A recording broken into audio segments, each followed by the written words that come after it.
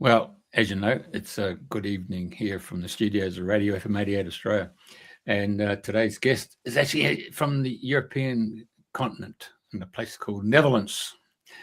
And so, without further ado, we're going straight to Priti Pauline, who's managed to get hold of Querine. And I'm looking forward to this conversation. Fantastic. So, good morning from here in the Northern Hemisphere and greetings down under. I'm delighted to welcome Querine to us today from the Netherlands in the Holland. And we had a little bit of a conversation about the difference between the names of the countries and how we've got so many different countries and William of Orange. But aside from all of that, welcome, Querine. Thank you. Thank you for having me.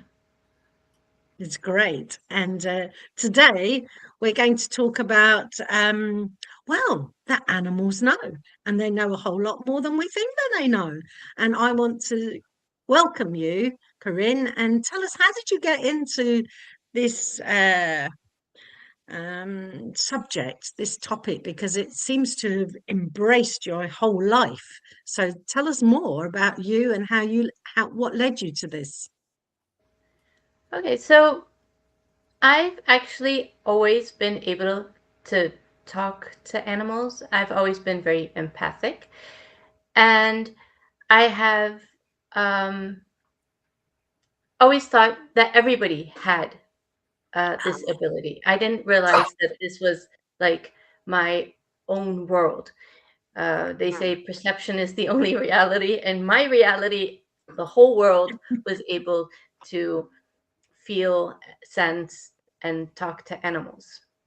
Mm-hmm. And it wasn't until, I noticed that people were treating animals, badly, the way that we treat animals. And I never understood it. As a child, I thought it was so strange, and I really, really didn't understand it until later, when I found out that people that it was not something that everybody does.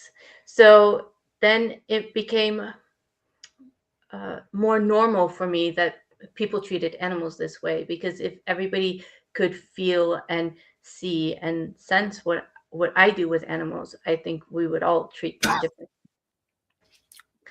And I figured, I never really talked about animals in that sense with people, because I noticed, you know how when you're a child, our parents are, oh yeah, there are no ghosts. Ghosts don't exist, or this doesn't exist, that doesn't exist. So a lot of times where our gifts are kind of put into a box and carefully, neatly put away in an attic somewhere, getting dusty.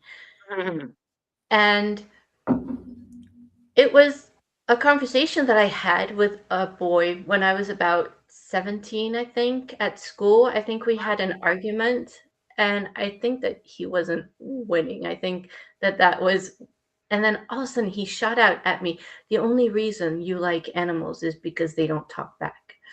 And I was so, I couldn't even react. I just stared at him, just looking at him and thinking, okay, well, first of all, I have no idea how to react to this. And second of all, I'm like, what do you mean animals don't talk back? Animals talk constantly. They're all over the place, and they chat all the time. Wow. So yeah, so that was, for me, was a real eye opener, thinking, okay, this really is something that not a lot of people can do or experience. And because of my love for animals, I always did biology, animal sciences, behavioral ecology. And the thing is that when you're on the science side of animals, then, obviously the spiritual kind of talking to them and feeling them, being empathetic, are two completely different worlds, and you can't really mix and match them. Until I figured, what do you mean you can't mix and match them? Who says, Yeah. And when my confidence became larger and when I figured I can do both, that's when I started combining both, really. So this is a gift that you've had from birth, and you never thought of it as being abnormal or unusual. It was just a part of an integrated you being you. So My sister actually asked me only I think about 2 years ago. She's like, "So, how long have you had this?" Like, I've always had it. It's just, yeah. okay, so do you have any particular animals you prefer the conversations that they give you than to others? What are your most memorable ones? Oh gosh. Um. Okay, so I'm gonna answer this. I'm not gonna answer your question. To be fair, Fair enough. um, but I will kind of circumvent the question. What I do is I actually travel around the world, uh, most literally, to encounter animals. And I do have animals that come to me and they ask me to come and visit them. Oh, And so, and I do, I really try and do that. I had a manatee come to me. Well, it was actually a dugong, sorry, a dugong come to me and, oh, please come and visit me, please come. And I was thinking, where am I going to see a dugong? And I was trying to figure out the best place to find a dugong. And then I went to Indonesia for a completely different kind of trip. I did go for Komodo dragons, for example, and I went into the water, and all of a sudden, just out of the blue, we're looking at corals and just snorkeling and having a good time, and then all of a sudden, a dugong with a baby was right there in front of oh, me, and I think there were only four of us that saw the dugong. I'm not sure about the number, but it wasn't the whole, not everybody that was with us on that trip. It was, and it was just so magical. And scientifically, I'm not allowed to say that, obviously, but it really was.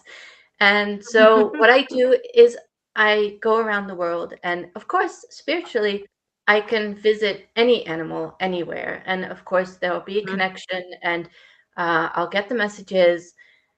It's just that when you are actually in the presence of the animal and a wild animal chooses to come and see you and show themselves, and you can have a relationship with an animal in the wild and have the conversation and have the whole spiritual connection, it just gives it a whole different dimension. wow. Yeah. So did you get to discover why the dugong wanted you to come and visit? It was, I got a lot of messages from the dugong, and I found out that trip was a lot about, um, for me, was about slowing down, was one of the big messages I got for myself. But I Ah, do, yeah, and I do, and also about motherhood, uh, ah, being like a dugong, and then having such a small little baby was, I mean, what are the chances of just seeing one of those? And it was a bit offshore, so it wasn't somewhere where you would expect a dugong to be. So it was fantastic. okay, okay. And so when in your travels around the world, I understand you've come across some whale sharks and some others that you've befriended. So tell us a little bit about that story. Okay, so um, there are two whale sharks. I Ooh, met Cuddles. I named Cuddles because I was on a trip in Mexico. I was there as a volunteer with the Marine Megafauna Foundation. And Oh, it was 2024, yes, and that's one of the reasons I wrote that book, actually. The purpose of yeah. the trip was to make photo IDs of as many whale sharks as possible, so that they can enter them in the database, so that they know which animal is where and how far they swim, and like you have happy whale for humpback whales. They also have a program for whale sharks, and every whale Mm. shark has unique spots. So Mm. it's like when you photograph them, it's like you're photographing like a whale tail. That's how they identify humpback whales. And with whale sharks, they identify the spots on the left side, right above their fin, so that Mhm. they always Mm. have the same place of the pattern of the spots. So we were extremely lucky because Mexico is one of the places that's very popular for whale sharks, and there are a lot of boats and a lot of people entering the water where there's whale sharks. And we found a spot, and there was nobody around. There was not even a boat on the horizon. We were just by ourselves, and there were so many whale sharks around us that we were spoiled for choice. So we were just lying there, and there's a really strict protocol. Only two people in the water and a guide. So there are three people from one boat in the water. And even though there was nobody there, we strictly upheld that protocol. So we went in two at a time, came out, two in, two out. And this whale shark came and was really curious. And the thing about whale sharks is, and Jeffrey, a little tip for you when you go swimming with whale sharks is that their upper layer is the coarsest sandpaper that you can ever Wow. imagine. And if you Mhm. touch them, it just peels off your skin. That's how coarse it is. And Okay. when you actually jump into the water, you don't only look around you, you also look underneath you, because whale sharks, they just swim. They're not scared of anything. They just swim. And because they're filter feeders, they stay a bit at the surface. And so if a whale shark is underneath you, the first thing you do is hope that you can actually get your knees up to about your ears so that you don't get injured from the coarse skin. Anyway, Wow. so yeah, so we were there, and Cuddles kept coming really close to us. So we Mhm. kept having to move out of the way because, we obviously, out of respect, you don't touch the animals, but whale sharks, you definitely don't want to touch the animals.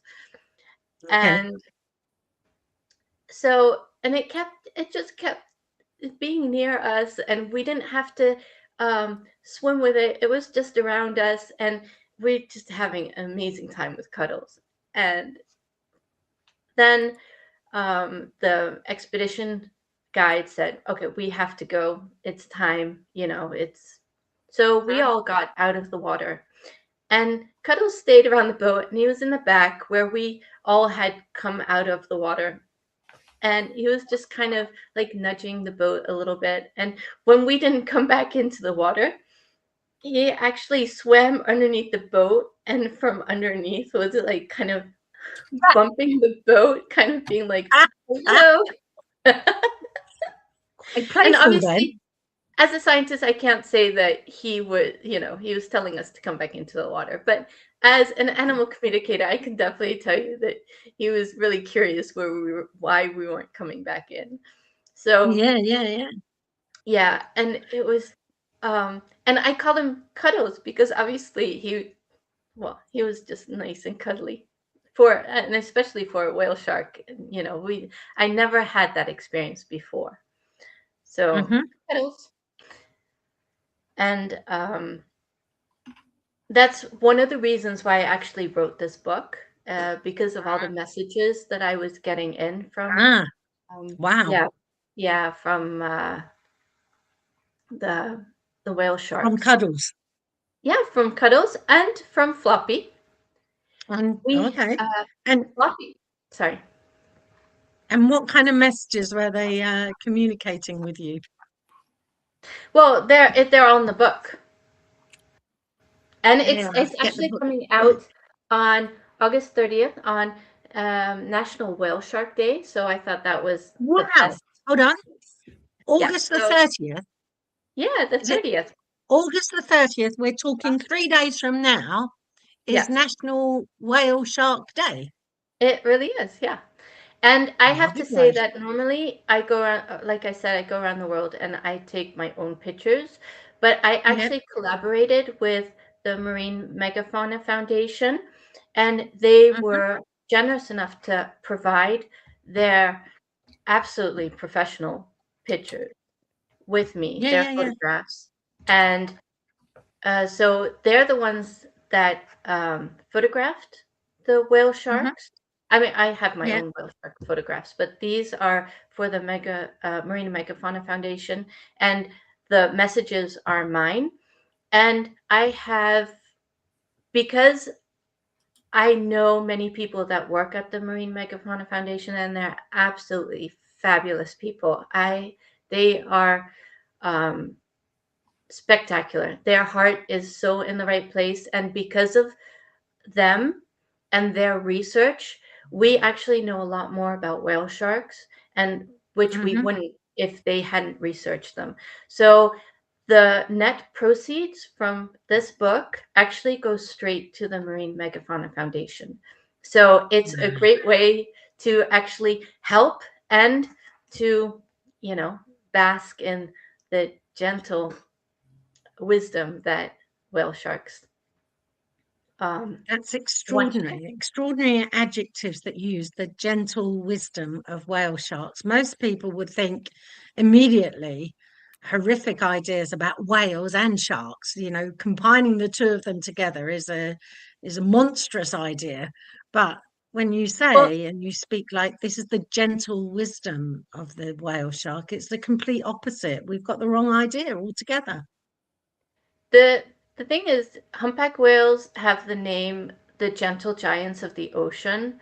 I have to say, having swam and with both of them, I have to say that actually whale sharks deserve the name the gentle giants. I'm not saying humpbacks don't, but gentle, yeah, they're definitely, I mean, they're as big as bus. I mean, they're huge. And being the biggest fish in the ocean, whale sharks are huge. But they're extraordinary animals. I was amazed, and that's why I actually went back another time, and I went to Tanzania, off the coast of Tanzania, and I swam with whale sharks again because of my experience with the Mexico whale sharks, and we met Floppy. Excuse me. Floppy was actually not a name that I gave. Floppy was actually already named. And I think it was, if I say it correctly, Chris from the Marine Megafauna Foundation actually named him, and he's in a database as Floppy. Poor Floppy. He has scars all over him because whale sharks, they're, as I said, being filter feeders, they stay at the surface. So, and they don't go out of the way for anyone. They're like, I'm a bit of a baddie, so I can handle anything. But unfortunately, the boat propellers is something that they don't win from. So he has scars all over the place. And poor Floppy, the reason why he's called Floppy is because his dorsal fin was not cut all the way, but cut far enough off that it flops over. Because the fishermen, and I don't mean this as a judgment call towards the fishers, but the truth is, fishers, they think when whale sharks get stuck into the nets of the fishermen, it's easier for the fishermen to cut the fin of the whale shark so Oh that God, it can yeah. free itself instead of cutting the net and then repairing the net later. So you'll see a lot of whale sharks with their dorsal fins kind of floppy. Floppy. Yeah. So, and this floppy swam slower because of the scars, the injuries that he had. And which actually for us was nice because it meant that we could basically keep up with Floppy because whale sharks, even though they look really effortless, they swim really fast compared to us. And even when we have fins on, it really is a workout trying to keep up with them. So, and it is just amazing that even though Floppy had these bad experiences, they, whale sharks still tolerate us. And some of them don't. And if they don't, they torpedo off and that's it.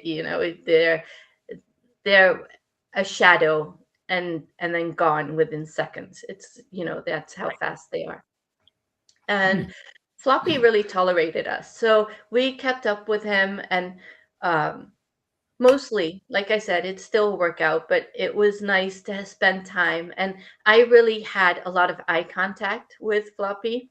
And I have to say, people were laughing at me because every time I had contact, I waved at Floppy.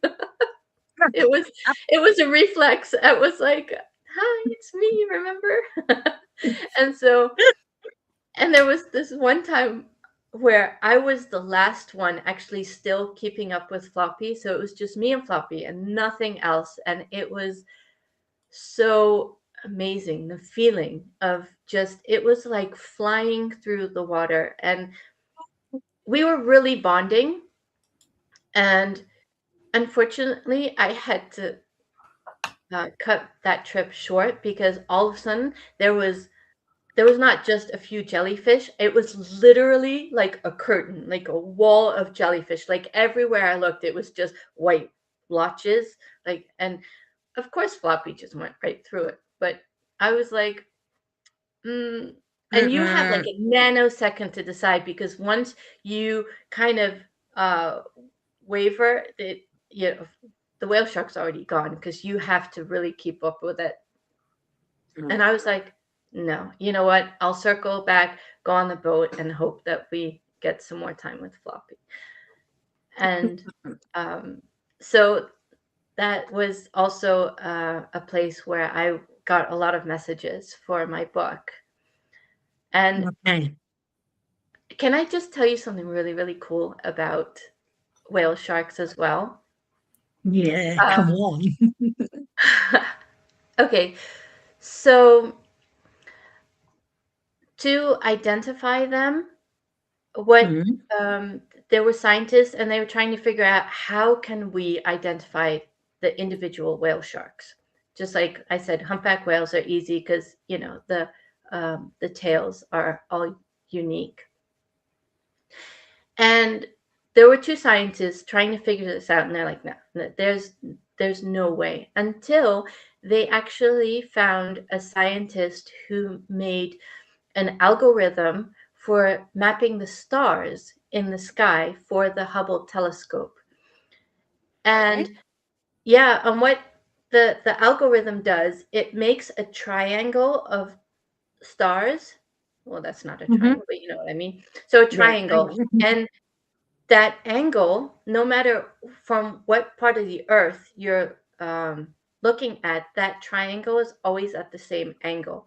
And it's the same for whale sharks because whale sharks, they're not gonna, they're not gonna be like, oh, you need to take an ID picture of me. Oh, let me pose for you. No, that's not how it works. So this was actually an amazing tool, and they let whale shark researchers use this algorithm. And before there was astronomers, people in Madagascar, and excuse me if I pronounce this wrong, but they called whale sharks Marokintana, and which means many stars. So they already knew that whale sharks, they already called that. And researchers Yeah. call a group of whale sharks an aggregation, but they've actually started calling a group of whale sharks a constellation. And you'll find that if you're in the water, they'll constellation is the more used word than aggregation. So Wow. I just thought that that was a really cool detail. It was very romantic as well. It is heaven Yeah, on earth in the it, waters. yeah, and that's why, animals are just amazing, and I wish that more people knew more about them. Because when Mm, we're in awe of something, we really respect them more, don't we? mm, mm. Yeah. Yes. And moving on a little bit further, you do quite a lot of ecology work. My husband and I have an ecological research and consultancy company, so it's my daily work, basically. Yeah. And tell us a little bit about what kind of things you get involved with in that sphere of your life. So that would make me more the scientist, the field work, the mapping, the and the reports. So there's no, you know, like fuzzy spiritual language in that. So it's very down to earth, but it's a privilege to try and work with animals. Well, in our country, and I think it's the EU wide, but our country is really enforcing this, is that any uh, building that's being demolished, is being built, is being renovated, roads that are being made or needs renovating, or like cables that they put into the ground. Mm-hmm. So any kind of work like that, uh, an ecologist has to actually go and look and see, is there any flora or fauna that's gonna um, have any kind of hindrance from the works. Mm-hmm. And a lot of bat species, for example, actually Mm, are house or building dwellers. So there are obviously species that live in trees, but many of them actually live in buildings. So any okay. building that is renovated or is demolished or gets built, Mm-hmm. we have to go and check to see what flora and fauna are um, there. Right. And And so we do uh, research. So if we do find that there is a species that lives there, then all these protocols go into place, and research can take months. So a lot of people get really annoyed by it, but we do share the earth with animals, and the earth is not just there for us. And okay. Now so I'm going to ask you, I want to ask you a fairly naive question that when you're there doing your ecological research and studies as to a building that's about to be demolished and you come across a particular kind of bat species, are you able to use your animal communication skills to let them know that their habitat is about to be demolished, or what their thoughts are about this? Do you ever kind of mix and match, but not really officially? I do, absolutely. I have to say, I do that with bats as well. And there Mm, was one bat that the house was being demolished, and mm, I warned the bats, if there's any bat in there, you really need to come out. And actually, there was one bat that came out. There was only one bat living there still. Against all odds, it wasn't. We had well, it doesn't matter. But against all odds, it was still there, and it actually came out during the day, and we took it, and we took it into our garden, which I'm not supposed to say live because we're not allowed to do that. But So we put it in our garden until the evening so that it could recuperate, and then when the sun was going down, it could go out and fly on its own and find its own way. But I've done that with beaver. We have, and with badgers, I do that as well. That I really warn them. I mean, all species, obviously, but I know that with a beaver, there was this mother with her babies, and I was like, well, we have special permits to take you to Belgium, and you'll be in a national park where you'll have all the space, and you'll be in like an extremely perfect habitat for beaver. And we were able to catch all of them except the female. And she stayed. She's like, this is where I live. I'm not going anywhere. So even though I have to say, even though you can talk to animals, it doesn't mean that you can actually manipulate animals. Yes. They have a mind of their own. And if they don't want to do something, because I think a lot of people think, oh, because you're an animal communicator, they do what you say. No, no, no, no, no, no. Animals have a mind of their own. And they exercise, their free will. And I completely respect that. And I always ask before, doing something. I always do give them the space to exercise their own free will. And what happens in her case if she's stubbornly staying where she wants to say, this is my home, you're not going to mess with this? And what happens in the end? In the end, there were permits to shoot her. So that's why I was really desperate. I'm like, please listen to me. And we got the other ones out, and they have a fantastic home in a protected nature area. Except she's so smart. I love her. She's amazing. And it's not that far from me. It's close by. So I go and talk to her a lot. And she's outsmart basically everybody. They try to catch her and they can't. And so what they've now done is they've actually taken out all the water around that area. And what they're doing is they're making it beaver proof so that she can actually just live there in peace, and there's no fight or struggle anymore. So the people, the city has actually decided, okay, you know what, truce. We'll make it habitable for you, but just stay here. And the problem with the beavers was that because they're digging, the roads were kind of caving in, and the houses were becoming unstable because she was digging underneath. So it was a hazard for cars, bikes, people. So literally the roads could just flop in front of their very eyes because of there was no foundation. She was digging her way through that. It happened twice.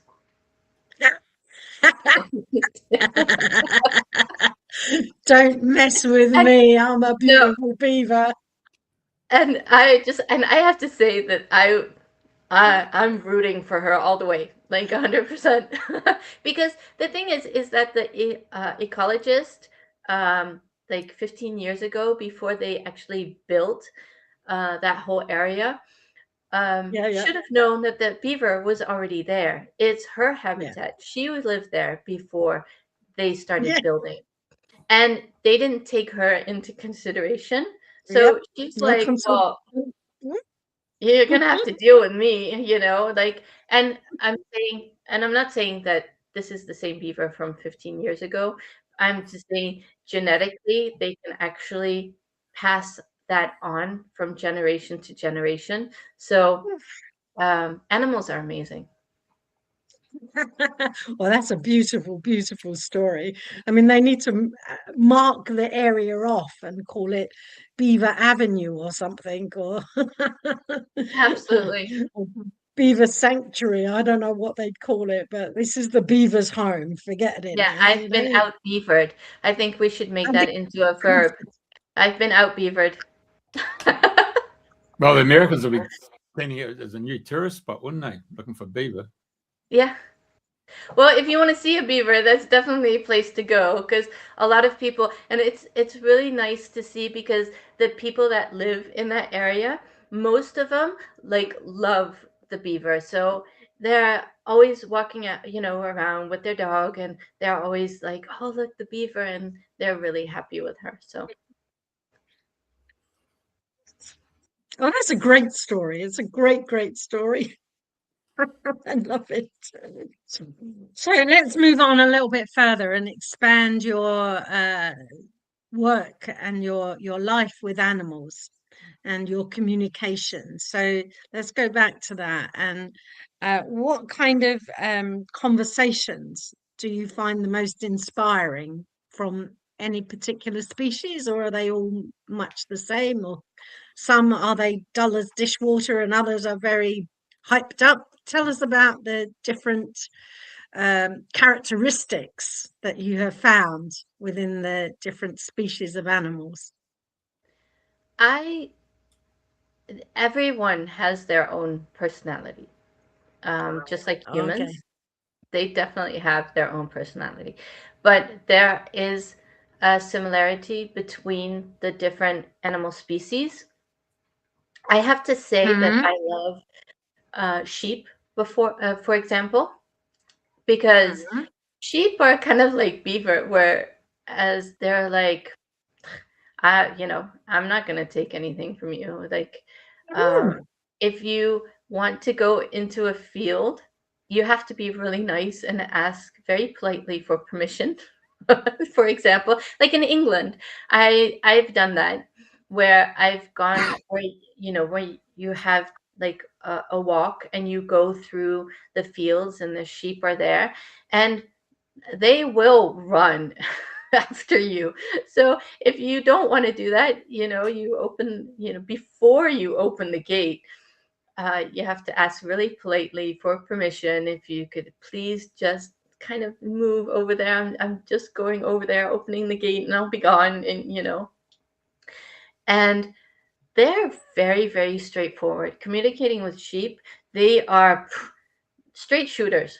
They do not beat around the bush. They don't, there's like no politeness in the way that they communicate, but they're very honest. And if you ask something that they feel is a dumb question, they will let you know. But communicating with animals anyway is just so much fun, because you have no idea what you're going to get. I know I communicated with a dog. I was asked by somebody to communicate with their dog. Yeah. And when I came in, the dog was like, "Hi," and I'm like, "Hi," and like really timid and shy, and kind of like looking at me, and I was like, I'm I'm here to talk to you." And really, me? You're talking to me? Like, was so surprised. Well, I had a horse, for example, that, like 2 days before I was scheduled to talk to him, was already coming and being like, "Oh, when are we gonna have I want to talk," kind of thing. And you kind of are like, "Okay, but you're gonna have to wait your turn. You have to be patient." And no, but I want to. So, and I'm not saying that all horses or all dogs are like this, but it's just funny how different animals um, react differently from when. And I have a lot of wild animals that actually come into my field because they're either need of conversation, but mostly because they need healing. And I already told the animal world that if anyone needs healing, that I'm open for that. And that's one of the things that I love to do when I'm on holiday traveling around. I do let animals know that which area I will be in, and if they would like to meet me, that that would be amazing. But if they need healing, to let me know. So some animals actually come into my field when I'm near, but mostly they actually show up. They'll reveal themselves. And was actually starting up when I was, getting more comfortable with my gifts and my being able to do this and to share openly with the animals. And I was on a game drive with another couple, and we had several game drives together. And it was just so funny that they all of a sudden said, "Oh, there's so many injured animals. I don't think I've ever seen that before." And it made me smile, not obviously not because of the injured animals. And I helped each and every one of them, but just because other people were noticing that too. And I was like, okay, so this is not just me, having this thing in my head. It's something that is actually, visible for other people in the world who have no idea what I'm doing. So, yeah. Okay. And I want to turn attention to another book of yours about what would panda say. And are pandas very communicative? Are they very chatty?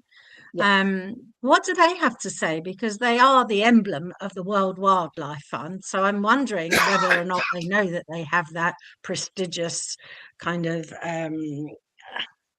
publicity or public view in the rest of the world. Do pandas have? What would they have to say? I went to China, especially to see and meet pandas. Okay. And that's where this book came from. This book is actually my photography and my encounters with the panda while I was in China. And I was just amazed about the messages. And it was funny because it wasn't really what I was expecting from panda, because the joy that they radiate. And I'm not saying, obviously, like the scientist part of me wants to warn everybody, pandas are not cuddly animals, do not, it's not like we're going to see one on the road and have the chance to go up and cuddle with them. But I'm just saying, pandas are not that. Pandas are dangerous animals. They're not the type of animals that you want to go up to and want to cuddle, even though they do look very cuddly. And talking with them just makes you want to cuddle them even more. But they are just And they don't want it. no, they do not. And Wow. I mean, they're solitary animals for the most part, so they don't even like other pandas in their vicinity, basically, and they can be really, really aggressive towards each other. Having Wow. said that, so please forget I just said that. And the joy that these pandas and the carelessness, like they don't care what they look like. They don't care if they look clumsy, or these are all words that we we kind of have like a negative connotation to. They don't worry about stuff like that. They just do because they're doing, because they're enjoying, they're living. And that is something that I took back from panda, that just joy and embrace life, be life, and don't worry about what other people think. Who cares? So you fall off a chair, well, and then you keep on tumbling because that's what's fun. So it's and don't try to clamber on the chair and think, oh, I hope nobody saw me. Well, of course people saw you. Just keep tumbling. And so they actually had to almost literally pull me away from these pandas. Because I was like, no, I want to stay. I want to stay because it's so much fun. And I was like, So cuteness overload. Yeah. yeah. So being silly with a panda is great fun. Oh, I had so much fun. I had the time of my life. It was like a party, a panda party. And I hope it just, I really hope that the messages on the pages, I've actually had really, really good feedback on my panda book because that one's already out. And one of my clients, she actually has it on her nightstand, and she's like, the first thing I do in the morning, she used it as basically her oracle deck, and Yeah. she just opens it to see, okay, what does Panda have to say for me today? And she does that at Oh, night before she goes to bed. And I think that's amazing, and I'm so happy that she is embracing this book exactly the way it's supposed to be. It's not, I mean, obviously you can sit with it and just read it from front to back. I mean, there are not that many words in that book. It's just that if you use it more as like an oracle, I think it'll give you more um, run for your money to say, because you use it more often. yeah, yeah, yeah. And the more often, presumably, then the more often you use it, the more you connect with the animal Yeah, themselves, even if it's through the book. So, yeah, like you say, pandas aren't walking down Clapham High Street or round Clapham Junction or anything. They're not urban animals. They're not, they're not even part of this neck of the woods. Certainly yeah. not in Europe. I don't think there's any pandas in Europe, are there? Except in zoos. In zoos. No, they're only China has pandas in the wild, Only China. and they Okay. fiercely protect them. Yes. Wow. Okay.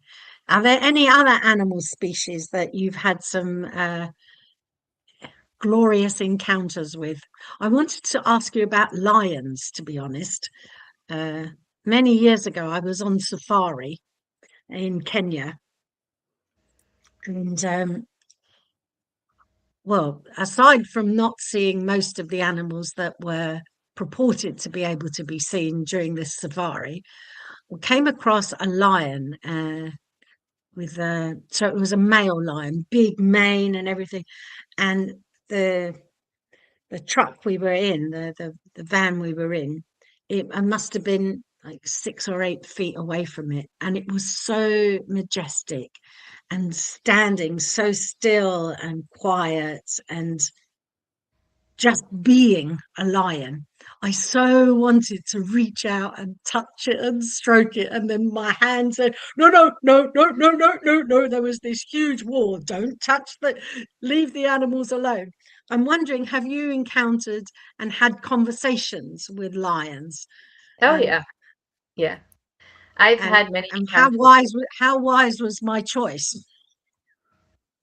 I think that I can safely say that for anyone, ever, do not touch wildlife. Ever. Okay. Just All right. because of the respect of the animal, but also because of, the dangers involved. I mean, wild animals are wild. And that's the good part about being Mhm. able to talk to them is that, I can stay a safe distance from them. Yeah, yeah. But yeah, they definitely do look very cuddly. Yes, Absolutely. But can I cuddly, just serene, approachable. These would be adjectives that I would have used in this particular case. That this this this lion was just so welcoming yeah, without saying or doing anything other than just being a lion. yeah. I have to say, I have had an experience with an elephant, which wasn't, well, I actually had one with an elephant where he came Mhm. into the camp, and um he was sniffing at me, and in a reflex without thinking, and do not do this at home, kind of flag warning underneath here. Yeah, yeah. I Mhm. reached out. I didn't touch the elephant, but I reached out so that he could smell me like you would with a dog. And Mhm. he actually he actually came and he put his trunk like in my hand, and it was amazing. And after that, I got all these warnings why I should never have done that, because he could have also just as easily put his trunk around my arm and just, yanked me or whatever. But I felt at that moment that that was not the case. So, and he actually put his trunk in my hand. So that was a very endearing moment. Like I said, Mhm. like, how they have like surgeon warning, do not do this at home. People, this is not endearing. Yes. And Yeah. there was another time in India, we were at an elephant festival with a lot of fireworks and a lot of people, a lot of noise, Ah, and I was actually standing in between two elephants, and I don't even remember how I got there. And there was the one elephant to my left actually took a step closer to me, and obviously wasn't leaning on me because I would have just, fallen over. But it was touching me and leaning on me, and I could see that it was crying, and it was so scared. It was so scared. It oh, didn't like all the noise. It didn't like, and so I was there, and I was like, I'll just, you know, cuddle with me. I'm here. I'll protect you. You're safe. Trying to calm this elephant down. And then the mahout, um, the one, riding the elephant, came and was yeah. like, "Well, you have to go away. This elephant is dangerous." And I'm like, This elephant isn't dangerous. Oh, I can tell you for sure this elephant isn't there. No, no, you have to leave. You have to leave." And so I told the elephant, I'm like, "I'm sorry, I have to go." But I stepped back and I stayed close to the elephant so that he could still feel me and know that I was there, because I promised to protect him. So, but yeah, so there are some times where I do interact with uh, animals. mhm, Uh, mm. but can I just do a little fun thing with you, with your elephant, Okay. or sorry, your lion encounter? Oh, yes. Yeah. Okay. So, when you saw the lion, do you Yeah. remember what you felt at that moment? What was it that, like, not from your head, but from your heart or from your stomach? I can remember very distinctly. There was just this peacefulness that came over me completely, just being at ease. And of course, there was the curiosity inside of me as well. But I can, now that I'm talking to you about it, I'm going back 30, 40 years ago when it actually happened.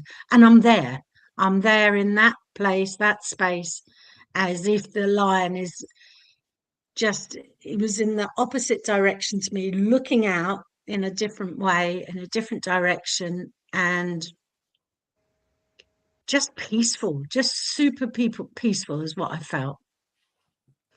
Were you in a time of your life that change was coming, or that there was something that was a bit turmoil in your life, or was there something going on? I was pregnant. I mean, you don't have to say. I mean, obviously, I Oh, understand it's radio, yeah, and yeah, we don't need yeah, to yeah. get, No, I was nitty-gritty pregnant. personal. Yeah, I was pregnant with our second child, and so yes, of course, and the safari had been planned a long time ahead, Before you knew and it. before I knew I was pregnant. Yes, so there was a time when there was a decisions to be made about going forward and that, but there was no way in the world I was going to stop not going on safari, this mega holiday of a lifetime with the eldest son. So yeah, there was a little bit of turmoil going on with that, but yeah, So well done. that was actually the message that Lion had for you, was that there is peace on the horizon. Wow. Yeah. Well, it did come to pass. Yeah. Magical. That's super Yeah, good. yeah. I want to So I want to ask. I needed I felt that the lion really wanted you to know that, even though it's 30, 40 years ago, um, because it was a really important message that he was giving you. Yeah. Mm, yeah. And strangely enough, as the years have gone by, one of the major benchmarks in my life throughout definitely the last 40 odd years or more has been, and certainly the last 30 years, much more prominently, is how is my inner world? How peaceful is my inner world? And that's the criteria by which I kind of judge everything. And when I'm at ease with myself and things are peaceful, and it's peaceful on the inside, not necessarily on the outside, that's when I know I'm more me being me, and I'm more at ease with life, with the rest of the world. And that, and how nice it is for you to tell me that that lion gave me that message that I didn't fully realize at that time, but it's been with me throughout, always. That's quite astonishing. Oh, and I Wow. felt that. I really felt that there was more to that encounter than, um, at first you might think. And Mm, it's also a real gift, and this is what I love about animals, the gift that the lion gave you, and even you didn't realize at the moment, was that you can always go back to that moment. Like you said, you're instantly there. And mhm. animals tend to do that with these kind of encounters. You go back and you're right there. You remember the smell, you remember how you were feeling, how hot it was, how like you're just really there in the moment. And the gift is that you can go back, and when you need peace, you can go back to that moment and feel the peace, and that it's somewhere in your body, and you can let it radiate out so that you can embrace it at a moment that you really need it. Wow. Yeah. I is in my belly. It's every, it's Exactly. And when you're in that moment in your belly, and you're able to go back to that memory and feel how complete the peacefulness was that you were feeling, you mm, can feel that again, no matter what situation you're in. oh, wow. And I'm there now. I'm welling up. I'm a bit emotional when you're telling me about that, but it's absolutely true. And yeah, it's so, so true. Yeah. Yeah. And that's what the magic of animals. Um, I know a lot of people look up to galactics, angels, dragons, unicorns, and I do too. I absolutely, there's 100%. But what I find is animals can give you that relationship, that extra dimension that I actually started the conversation with, um, and it just stays with you, doesn't it? Yeah. Yes. Yeah. I mean, I'm back. My eldest son is 43 now, and the youngest is 31. So I'm back 32 years ago in exactly the same place, Yeah. and vividly experiencing what it was like and I just wanted to hold my hand out, and I went, oh, you better not. Yeah. uh, That was your yeah, instincts kicking in. yeah. It is a lion after all. Yeah, it definitely is. Yeah. Yeah, yeah. Um, yeah, no mucking Oh, about with okay. lions. Yeah. I want to move on a little bit and explore the messaging that you talk about.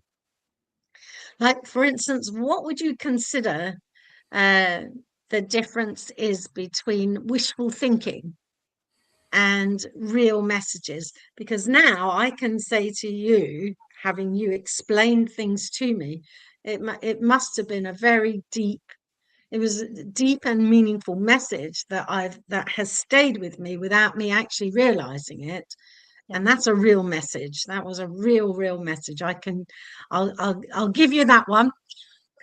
Now, what about the idea of wishful thinking? Okay, so let me see how I can phrase this. Okay. When you think you've had an animal message, think back. Did you wish for it before or after you saw it? Because if you think, oh, I see, like, okay, how am I going to explain this? If it's wishful, if an animal comes to you, say a butterfly, let's make this butterfly. Okay. A lot of people think, okay, so if I see a butterfly, it's my deceased grandmother saying hello. Okay, so is that wishful thinking, or is it really your grandma coming to say hello? Because that's a real thing. That's a distinction. First of all, I have to say, if you think that it's your grandmother or whoever, it doesn't have to be your grandmother. Yeah. But I'm just saying as an example. If you think it's your grandmother and it makes you happy, I mean, go with it. Like, who's to say that it's not? So, Yeah. but if you really want some tips on if it's real or wishful thinking, does the encounter actually tell you something? Something maybe that you'd rather not hear or rather not experience? Because if it tells you something that you'd rather not hear, um, it might be uh, wishful thinking. Animals don't usually come and give you bad news just by passing by. It could give you warnings, but not literally. Like, it could warn you for something, but doesn't normally. I haven't encountered yet that an animal has come to me and say, "Okay, you're gonna die." Basically, you know what I'm saying? It just comes by, and then you're like, "Okay, it was a stoke." A stoke comes to warn you about certain things. Ah, yeah. And also, how does your body react to when you're seeing an animal? If um does it settle and drop, or does it buzz, and do you get like a really more hyper reaction? Yeah. And another telltale sign is it still there tomorrow? If you think about the encounter, if it's there tomorrow and you can feel it, then the chances of it being real are basically 100%. Okay. But like I said, I mean, if you see a butterfly, does it, if you want it to be your grandmother and it gives you a happy day, then who's to say that it wasn't, And what I also would like to add, if you do see an animal giving a message to you, please always be grateful. And it doesn't matter what kind of animal it is, because it's just our dogmas that give certain labels or certain weight to animals. Like, if it's a wolf or a bear, it's magical and it's sacred and spiritual. But if it's a mosquito, for example, then people don't see it as an animal that can actually give you a message, and definitely not a message that says something significant. But there's no difference between which animal comes. It's our labels. Messages from animals are real, always, no matter what animal and no matter what you feel. And if there's an animal that comes and you're scared of it, then there's even more reason to look into that. I know a person who got my hidden messages book, and she was so scared of spiders, and she did a course with me.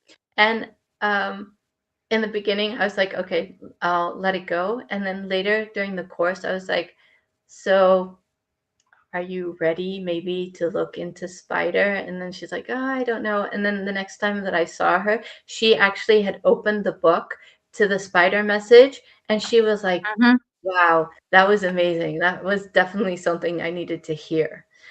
So sometimes we're just not ready, or we don't think we're ready for messages, but animals have a very good sense of timing. So Yeah. Yes. yeah. And I have my hidden messages book. It says hidden messages for everyday animals. And obviously the book going out into the world, it's extremely difficult to find animals that you find literally everywhere in the world. And that we can actually encounter every day. So I got this kind of annoyed email from somebody who bought the book and said, where am I going to see a turtle or a fox? Like, where would I even encounter that? And then it goes on to say that the next day, the day after she got the book, she went into a thrift store because she needed to buy whatever, I don't know. And she actually found figurines of turtle and fox. And she was like, okay, this is, this is too weird to be true. And she actually bought the figurines because she's like, okay. And then she went to look what the messages were. And she's like, wow, animals are magical. They really are. And I was like, okay, so exactly, people, this is how it works. So you can put the essence, the essence of turtle and foxes came through the figurines. Yeah, and it's funny. She's like, I bought them. Yeah, and I'm not saying people, buy my books and go out to thrift stores and buy everything you see, but that's not the message. Okay, can I share with you a little from the teachings from the System of Natural Life? And that is that the mosquitoes are life's way of giving you a free acupuncture treatment. So because I love that. Because the mosquitoes, they see in infrared, and when they see hot spots on your body, they go straight for it, like they give you a little acupuncture treatment to release the excess energy that's in that particular meridian. What do you say to that? I say that I definitely need a lot of acupuncture treatments because mosquitoes love me. They really do. But it's funny because I actually do have mosquito in my hidden messages book. Oh, I do, and I also have fly because I find, that's one of the animals that you really do find all over the world. I mean, not literally all over the world. I mean, in the Arctic you wouldn't find them, but I mean, so yeah, I do have information on them and their messages. So okay. Can you read but I that did not know that about the can't quite see acupuncture. it. I love that. Yeah. Yeah. Sorry? You like that idea, do you? I do. I love that. And next time I have a mosquito bite, I do always say thank you. Thank you. Thank you. Yeah, even though Jeff, can you scroll back up? I want to see what the mosquito, I can't quite read it on my screen. It's not, hold on, let's see if I can. What does it say? Primordial sound, higher humming, connection with the higher through sound, and sound as a path to the source. Okay. And underneath? Same words. So these are actually Daniel Maple's animal essences that he makes. I've met Daniel Maple. I've actually made an essence with him together, which was really, really cool. And these actually help with they're basically the Bach remedies, like the flower remedies that they have. These are animal essences instead of flower essences. And I Yeah. find that they work really, really well. I love working with these. And I do, if I have a course, I usually also offer these to help with emotional support, that everything, because obviously working on emotional problems, or, like I have a whole healing path, which is, it's, it gets very real and having emotional support really helps. So that's what these are. Yeah. I do have to say that I Okay. do have a different message in my book for mosquito, but I do understand. I think that what Daniel's message is the one after Yeah. mine, because Hmm. obviously different animals have different messages, but they also have. I think it also depends on what level you are at that moment, and I'm not talking hierarchical. Excuse me. Hmm. Hierarchical, but it's just that what phase you're in, what the message can mean to you. Yeah. Yeah. Okay. So I mean, animals are Wow. amazing. They know if like what level you're in. So it doesn't matter if you're just ready to dip your feet in the water, basically in the spiritual pool, as to speak, or if you're like completely immersed. Animals will resonate no matter where you are on your spiritual path. Hey, I go for a walk every morning, and I come out of the front stairs, and as I was coming out to start my walk, had two bush turkeys. It was the first time I've actually had two. Normally it's just the one. I had two bush turkeys, and right out in front.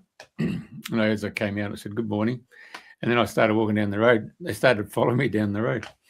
Oh, Yeah, that's so yeah. cute. I'm just reading that. Gratitude, abundance, fullness, and richness. Appreciating life as a higher blessing. Yeah. Mm. Yeah, and there were two And of you've had them. a So I mean, imagine the blessings you're gonna get. Yeah. Mm. It's a little. But it could On the also mean walk. companionship, two turkeys together. Yeah. Well, we get there's two pairs of ducks in the neighbourhood now. The two pairs. There's two pairs of curlews. I don't know if you know those birds. They're really quite a tall alligator bird. And when they scream like cats, possessed, But yeah, they've come into the neighbourhood as well. I mean, we have a lot of natural bush here. So we've got the Daisy Hill State Forest, which is 20,000 acres. It's 40 kilometres of trails and tracks through there. You can take your horses through there and mountain bikes. And on the other side is 240 acres of natural conservation land with paths in it too. So there's a number of us, I'm just saying mature people, and we walk without any headphones or AirPods. But all the young ones, they're completely oblivious to the sounds of nature, particularly around December when you get the cicadas. They come across, you can hear them just whiz right across the whole landscape. It's quite a cacophony of these cicadas. It's really I just find it really relaxing and quite at peace to be walking amongst nature. And the kookaburra's going off. I mean, yesterday I disturbed the bloody swamp wallaby, And it just Oh, bounced off, and I said, "Hey, stop there, mate! I just want to talk to yeah, you." Yeah, looks at you. Off you go. yeah. So I have this like 10-second game that I like to do when I Okay. go on walks. And maybe because you've mentioned these different birds that all of a sudden are coming into your neighborhood. So the next animal you see today, and there are always animals around, is stop for just a second and don't look at anything. Just notice what you feel at that moment. Well, try and connect with the bird. If you don't know how to connect, just I mean, and you can even keep on walking. You don't have to stop your walk. It's just that try in that moment and feel what you feel when you saw this animal. So for you, it would be the 2 turkeys that you saw this morning, like at the moment that you saw it, try and go back and see what it feels like. What is it that's happening in your body? Because that could be a really important message too. And then just say thank you. And it's just a really fun way of trying to attune to what's going on around you. And the more that you do this, the more of a second nature it's going to become. So, and at first it's more of like a game, and then after a while you'll notice that you're doing it without consciously having to tell yourself to do it. Got it. So I hope that that'll make your walks a little bit more fun, more interactive walks. I went to Australia, like I told you before. I went to Australia and I loved going on walks and just trying to feel where the animals were while you're walking, and then looking to see, before it moves or something. I have to say that I've experienced something. I've just been to Africa a few weeks ago, and I was walking in a rainforest, very dense forest, very difficult to see. And we were walking around, and all of a sudden I felt 3 heartbeats. And I was like, okay, this is weird. I had no idea what to do with this information because, like I said, I'd never felt or experienced this before. And 3 heartbeats. So I was like, okay, don't panic. Just go into yourself, feel what it is. And I felt 3 like bigger heartbeats and a small heartbeat, basically. And then maybe like about 5 minutes later, we saw 3 forest buffalo, a male, a female, and a baby. And I was like, wow, I felt their heartbeat before I even knew that they were there. So you can really train yourself to start learning what's around you, instead of having your phone and by the way, dogs do not like going on walks while you're on the phone. Dogs want that connection. They get really annoyed. If I know I had a dog, and if I took my phone with me, she'd turn around and walk back. She wouldn't go. Because they want your full attention. It's not just them doing their business. It's them, having their time, and having, quality time, basically. Got it. Wow. So just a little. Sorry, that was something that just popped in that they were like, don't It just had to be said. Yeah, it really did. So I can. Okay.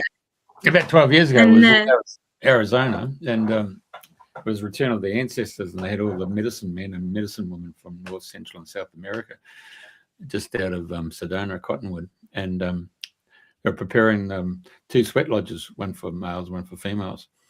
So I left the group because it just got on because they had to speak in English and Spanish and Portuguese. So really escalated. So I walked off and went over to see the stone man, he's preparing the fires, and he's going, the rock man, put the hot rocks into the, what's the name? So I was having a chinwag with him. Anyway, next second, this Cherokee woman comes over. Her name's Grandmother Dawn Skyweaver, and the 3 of us in a triangle shape. And I just asked this guy, what was this insignia thing that he got pinned on his little beret? And he said, it's a Medal of Honor. I said, oh, what happened there? And he said, I was in Iraq, and he said, I saved my platoon from an Iraqi soldier, but the Iraqi soldier put the sword with what do you call those things on the end of it, and gutted him. But he was able to shoot the Iraqi guy. Anyway, so patched them up and they sent him back stateside. Anyway, so when he came out, he was convalescing. His grandfather had a sweat, and they got all his military clothing and they burnt it all, and then they did the sweat. And the next second, the Iraqi soldier came out of the young fella, Indian guy, and wanted to know where he was because it was dark and it was fire. I thought he wasn't there with the virgins, you know. And so he raced out of the sweat lodge, and his grandfather managed to trip him up, and he fell on the ground, and he just threw a bucket of water over him, and then the spirit of the Iraqi soldier disappeared. And I said, well, that's pretty profound. The next second, grandmother said, it's not a subject you shouldn't be talking about. No, he's come all the way from Australia. Well, I'm pretty open and talk about it. The next second, the big group stopped, and they were looking at us because above us was 3 eagles in a spiral just around us in the energy field. So they asked us what we were talking about. So anyway, I said, well, did you actually find who your animal totem is?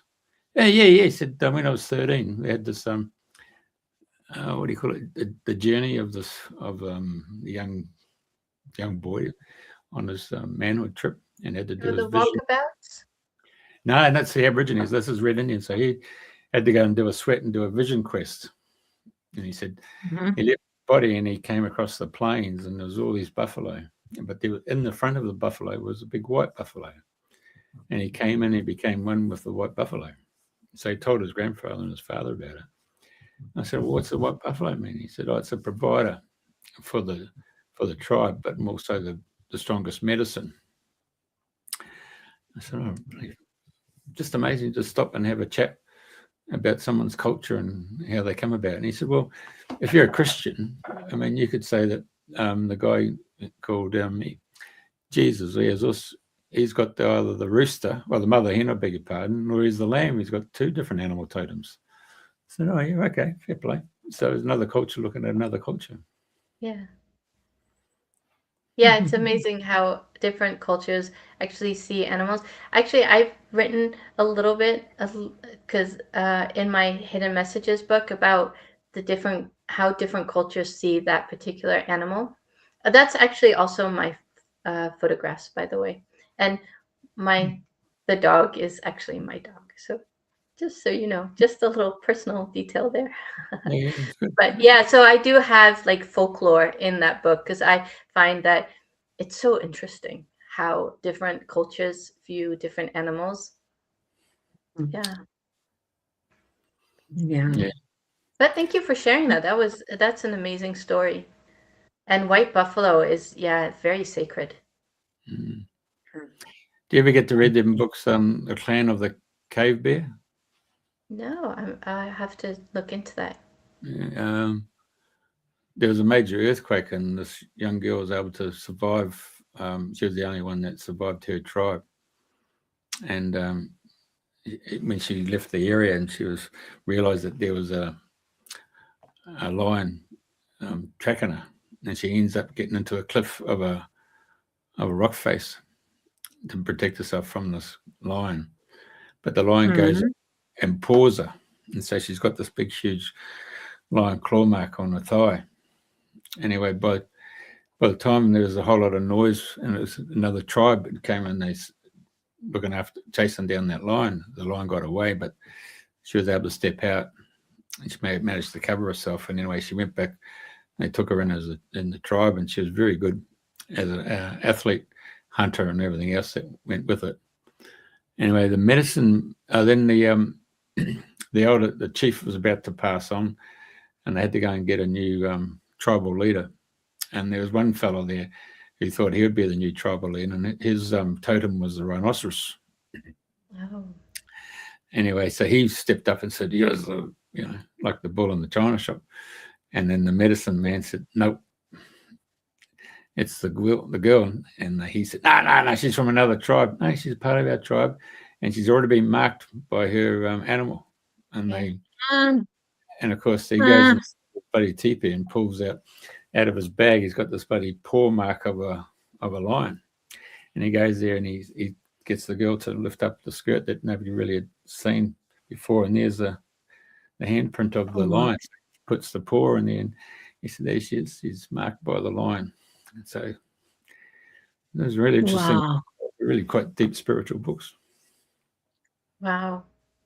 Oh, I definitely need to read that now. Thank you. I'll give you the pressing of the story now. You don't need to go and read it now. Yeah, sorry about that. Yeah. If we're talking about spiritual books, something that if you haven't read these books, the Horses Know trilogy from Lynn Mann. And Lynn Mann is actually somebody that I came to know after I've read her books. And they are phenomenal. They really are amazing. I actually have, she actually read my my books, and she's actually on the back cover of my book, saying what she thought of the book. So yeah, we've become really close since then, but that's not why I'm recommending the books. The books are just amazing. That's the relationship came after the books, basically. So Trilogy of Horses, yeah? Is that what it's called? The Horses Know. Oh, the Horses Know. The Horses Know, yeah. And it's a trilogy, yeah? There's It's 3 a trilogy, books. and she goes out and makes spin-offs of, so she has an amazing amount of books about it's just the trilogy, and then if you want to read, there are more books about it. Yeah. Awesome. Wow. But it's about maybe and their spiritual. Yeah. And where does she come from? From England. Oh, she's English girl. Yeah. Okay. Very good. We'll see if we can get her to come on. As Pauline is well known for saying, is there any questions or question we haven't asked you that you need to ask or that we should have asked? Is there something that's been on your chest that you haven't been able to get off your chest before?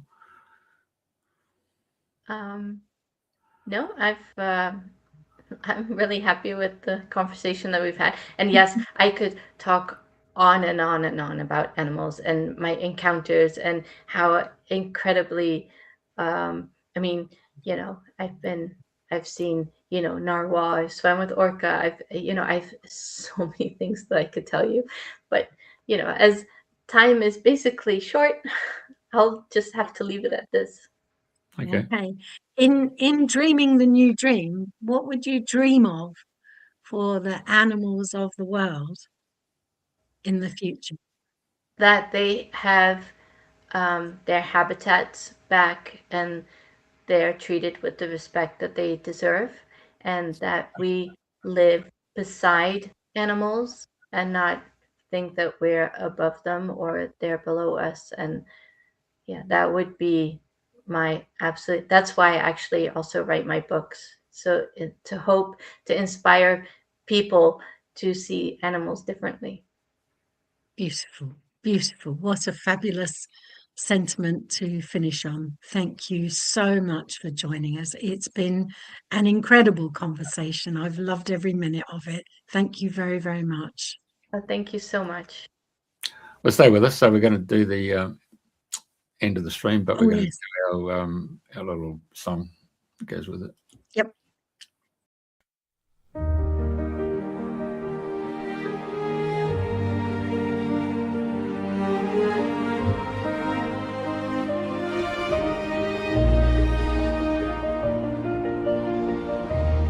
We are dreaming the new dream,